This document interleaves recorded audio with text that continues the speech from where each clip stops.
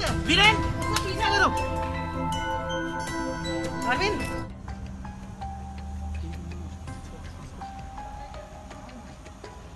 Hello ambulance, जल्दी नीलम park आ जाइए।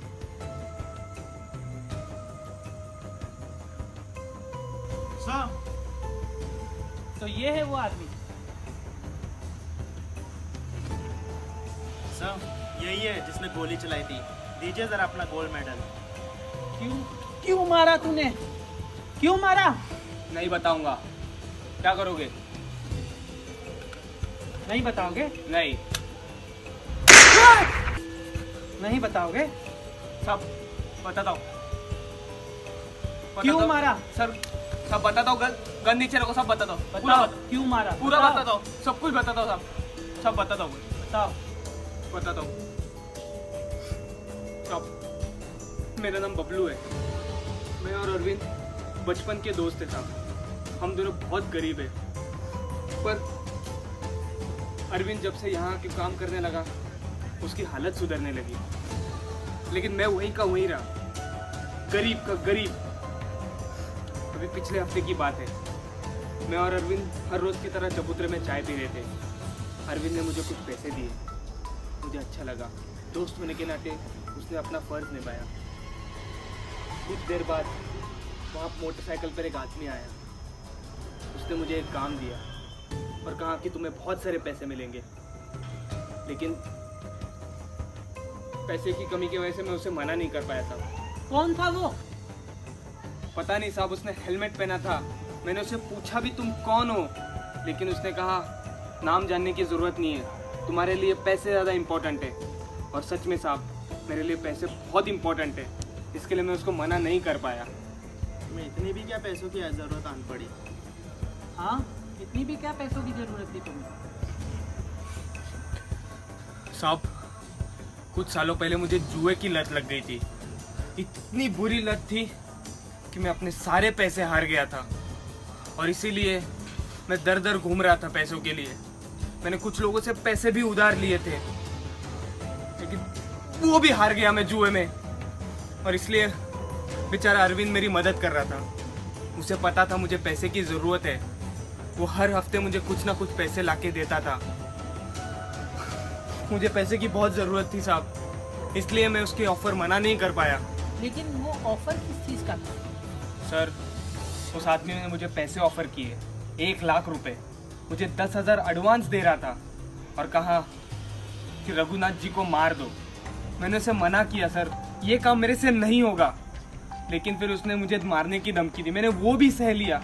फिर उसने अरविंद को मारने की धमकी दी, उसके परिवार को ख़त्म करने की धमकी दी, और इस वजह से मजबूरन मुझे उसकी ऑफ़र माननी पड़ी। उसने रकम तक बढ़ाई, 1,00,000 का 2,00,000 देने का कहा, तुम्हें भी और अरविंद को भी।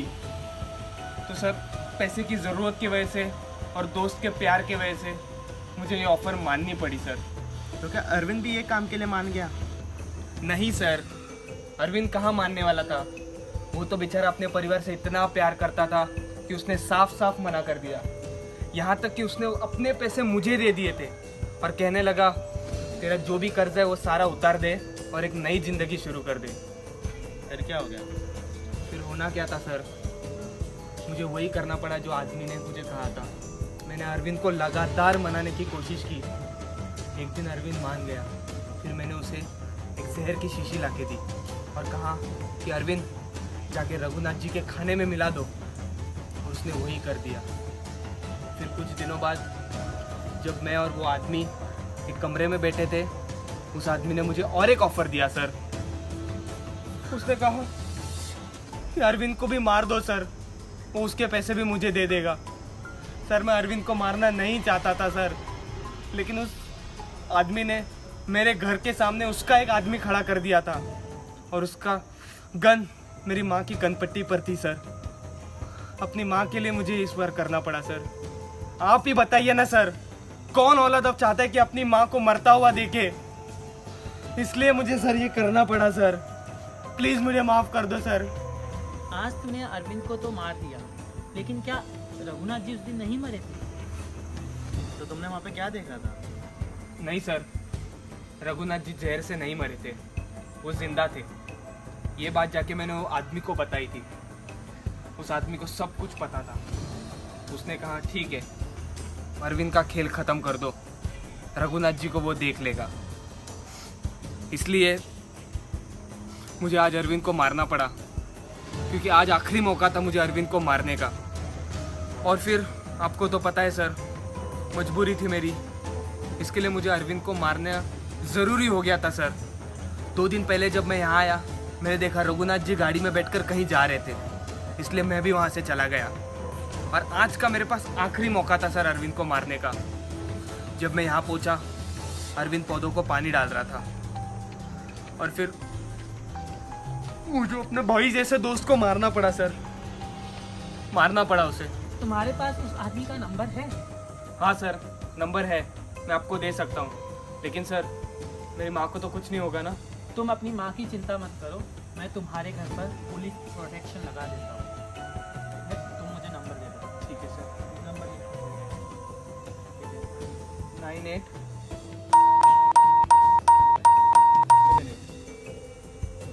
ठीक है, तुम इस नंबर का लोकेशन पता करो। और पुलिस कहाँ रहेगी? इंस्पेक्टर केदार आया कि नहीं आया? सर आ गया। हेलो इंस्पेक्टर केदार, यही है वो, ले जाइए इसे। तो तुम इसका जल्दी से जल्दी नंबर पता लगाओ, कहाँ से है और कौन है। सर मेरा झटके का काम है, मैं पता लगाऊंगा ये कहाँ से और कौन है। हाँ, जल्दी पता लगाओ। सर मिल गया। सर ये किसी नवरन नाम के लड़के का है और ये रंजन पाड़ा से है। रंजन पाड़ा? हाँ सर। तो एक काम करो, कल सुबह होते ही रंजन पाड़ा जाओ और मैं जाऊंगा मनीष रावत के घर, ठीक है? तुम अभी यहाँ से सीधे घर चले जाओ। Yes sir.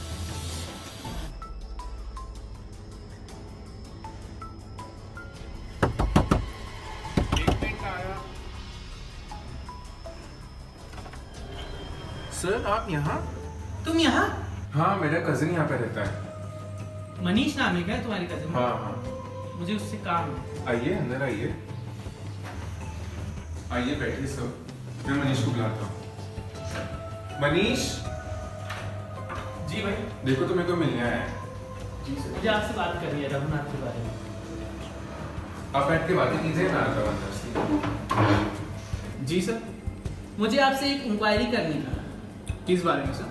रियल एस्टेट के मालिक रघुनाथ शर्मा जी के बारे में। क्या हुआ उनका सर? उनका परसों रात ही खून हो गया।